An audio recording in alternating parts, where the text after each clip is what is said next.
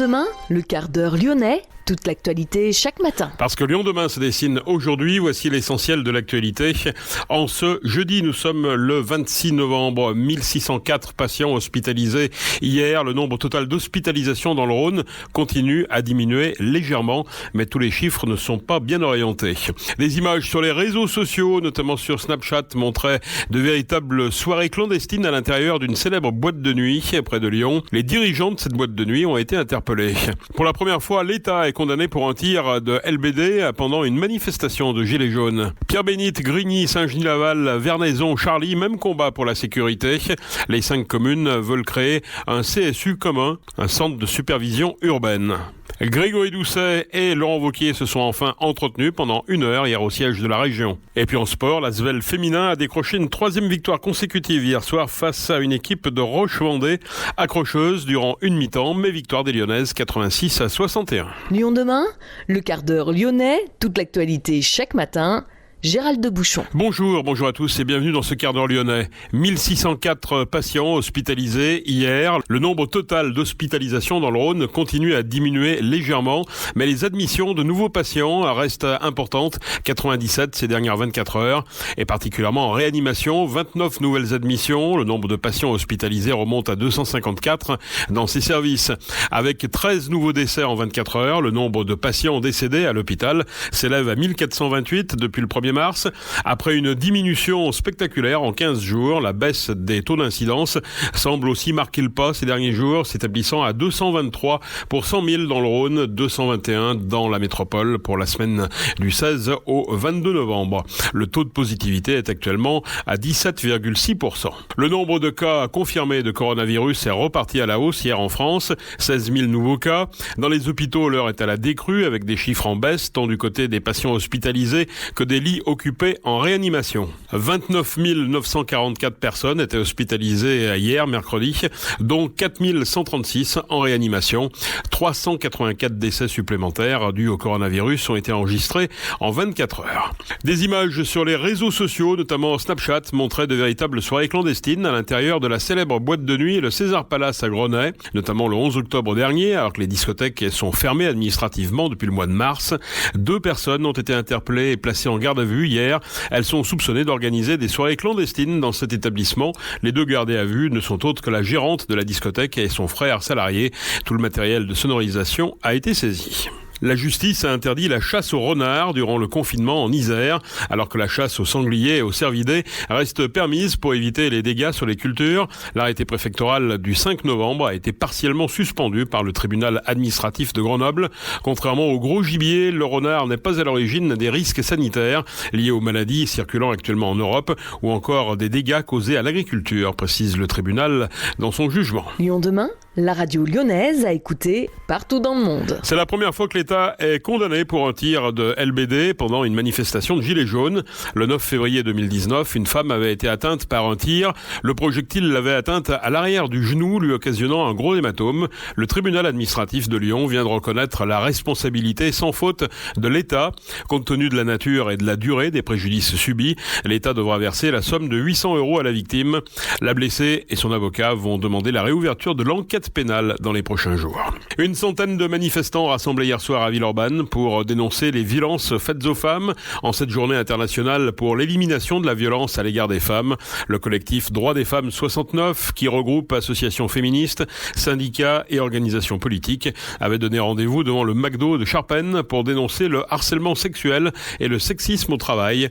87 féminicides se sont produits en 2020. Le confinement est venu aggraver certaines situations. On constate une forte hausse des appels au 3919 de femmes coincées avec des conjoints agresseurs. Également une hausse de 15% des dénonciations en ligne. Lyon demain, un site internet, du son, de l'image, un média complet pour les Lyonnais qui font avancer la ville. Pierre-Bénite, Grigny, Saint-Genis-Laval, Vernaison, Charly, même combat pour la sécurité. Pour faire face à la montée des violences urbaines ces derniers mois, les 5 communes ont bien prévu de recruter des policiers municipaux. Certaines ont même créé leur propre centre de supervision. Mais les communes ont bien du mal à être efficaces de façon indépendante. Vernaison, qui est en zone gendarmerie, peut compter seulement sur 4 policiers municipaux. Julien Huillemard, le maire de Vernaison. Il faut savoir que Vernaison, sur cette CTM, notamment l'Aune Rhône-Côte-du-Rhône, c'est l'une des plus petites communes. Par contre, ces problématiques sont les mêmes que pour les grandes villes. On a aussi notre quartier un peu difficile parfois. On a beaucoup d'accès routiers, donc avec du trafic. Et puis, donc trafic routier, mais aussi effectivement une volonté de vérifier les entrées et sorties de ville par rapport au cambriolage, etc. Aujourd'hui, en tant que petite commune, on n'a pas les moyens financiers, nous, de pouvoir nous lancer sur un recrutement massif en termes d'effectifs de police. Nous, donc, quand nos policiers sont le matin à la sortie des écoles, à l'entrée des écoles, on les a pas le soir jusqu'à 23h, voilà, pour vérifier un petit peu comment ça se passe sur la commune. Donc, ce projet de mutualisation, pour ce qui est des effectifs de police municipale, il est important. Et pour ce qui est du CSU, également, pour pouvoir bénéficier effectivement d'un centre d'enregistrement vidéo conséquent. Les 5 maires du sud de Lyon ont décidé d'agir ensemble. Ils souhaitent mutualiser leurs moyens de police avec la création d'un centre de supervision urbain, un CSU. Xavier Audeau, le maire de Grigny, a adressé à Bruno Bernard, le président de la métropole, un courrier pour solliciter un accompagnement financier du Grand Lyon pour sa mise en œuvre. Réponse, la sécurité ne fait pas partie des compétences de la métropole. Bruno Bernard met en avant les enjeux de transition écologique, de relance économique et de protection des publics fragiles. Le projet de CSU reste cependant une priorité pour les 5 maires concernés. Xavier Audeau, le maire de Grigny. Un CSU, c'est un centre de supervision urbaine.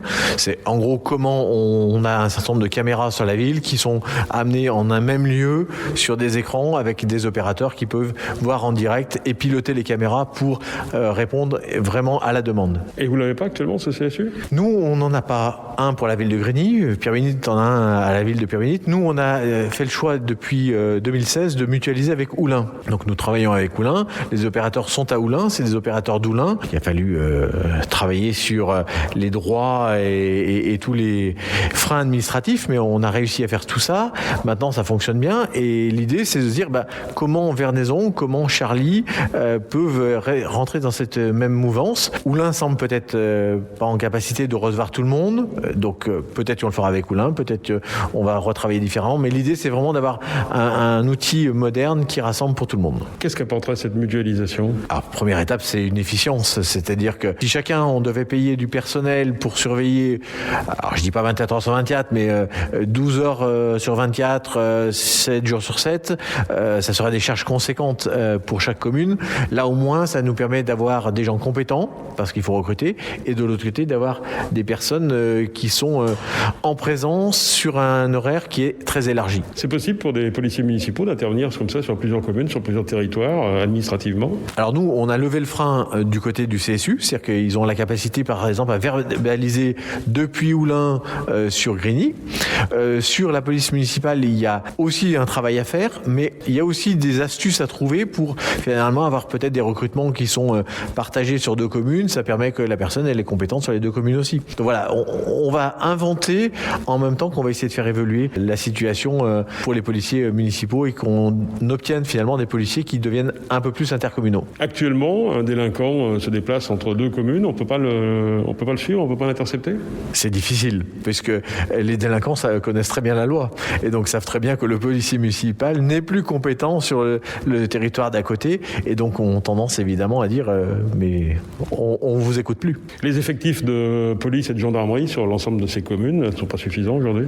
Pour Grigny-Givors, que je connais le mieux, c'est-à-dire le commissariat de Grigny-Givors, on est très très en deçà de ce qu'il faudrait. Finalement, le côté isolé de la police de Grigny-Givors par rapport au centre de la métropole, il y a bon nombre de moyens qui sont difficilement partageables. Donc il nécessiterait d'avoir davantage de moyens sur Grigny-Givors pour ce petit commissariat qui a pourtant 60 personnes. Mais quand même, il y a nécessité d'avoir beaucoup plus. Et je crois que les policiers l'ont exprimé ces derniers mois de manière assez vive, voire certains ont été en grande souffrance, qui est beaucoup d'arrêts maladie. Vous avez reçu une fin de non-recevoir du président de la métropole. Qu'est-ce que vous lui avez proposé ? On lui a proposé d'innover et de finalement se dire, sur ce territoire-là, on est prêt à innover sur un projet qui est celui-ci, celui du CSU. Et il nous a répondu, aujourd'hui la sécurité n'est pas notre compétence et on a d'autres choses à faire que cela. Là, vous allez solliciter qui ? Alors il vous reste qui ? La région ? L'État déjà intervient ? Alors l'État, la région, et c'est évidemment l'enjeu. Il faut qu'on ait une aide pour l'investissement. Le fonctionnement, évidemment, on verra dans le temps, mais déjà pour l'investissement, on peut dire que finalement le fonctionnement, la mutualisation réduit les coûts, donc ça nous permettra d'avancer, mais l'investissement, c'est chaque fois, c'est des tuyaux de fibre optique, c'est de l'investissement de matériel qui est nécessaire, donc on va faire appel à la région, mais on ne doute pas que le président de la métropole va aussi aussi entendre que c'est pertinent. C'est une question de comment on va avoir des relations entre la métropole et les communes, quand aujourd'hui la métropole a un statut un peu particulier par rapport à l'ancienne communauté urbaine. Et finalement, est-ce que chacun travaille d'un côté et de l'autre? Est-ce qu'on se regarde en chien de faïence? Est-ce qu'il y a une vraie coopération?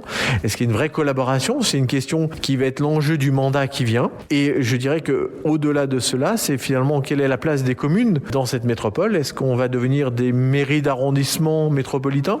Est-ce qu'on va avoir des vraies compétences? Est-ce que nos moyens qu'on a mutualisés à une époque avec la communauté urbaine, comment on va les retrouver finalement dans nos projets? Et est-ce que chaque commune aura encore la capacité de porter un projet en accompagnement de la métropole? C'est un sujet qui nous occupera pendant les années qui viennent. L'autre difficulté, c'est aussi de recruter, c'est de recruter des policiers municipaux. Oui, parce que on voit bien que les communes aujourd'hui augmentent leurs effectifs. Alors on n'est pas dans les stratégies du sud de la France où là on a des effectifs qui sont pléthoriques, mais les policiers municipaux sont à la croisée des chemins entre ceux qui ont connu la police municipale il y a 20 ans et qui étaient dans cette logique-là, qui était une logique d'époque.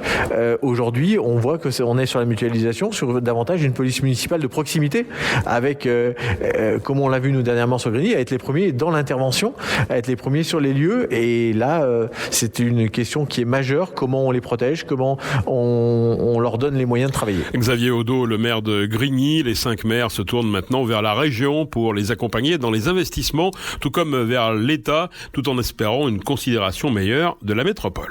Le maire écologiste de Lyon, Grégory Doucet, et le président LR de la région, Laurent Wauquiez, se sont enfin entretenus pendant 1 heure au siège de la région à Confluence, 5 mois après l'arrivée de l'élu vert à l'hôtel de ville de Lyon. Plusieurs thèmes ont été abordés: santé, sécurité, contrat de plan État-région. Le président de région a proposé de s'associer à la collectivité pour un plan d'aide au commerce. Il a également proposé son pacte sécurité annoncé lors du dernier conseil régional, des aides régionales pour la vidéosurveillance et pour l'équipement des polices municipales. Enfin, il a été question du dépistage massif au Covid-19 que souhaite réaliser la région mi-décembre. La région a besoin de lieux pour réaliser les tests antigéniques.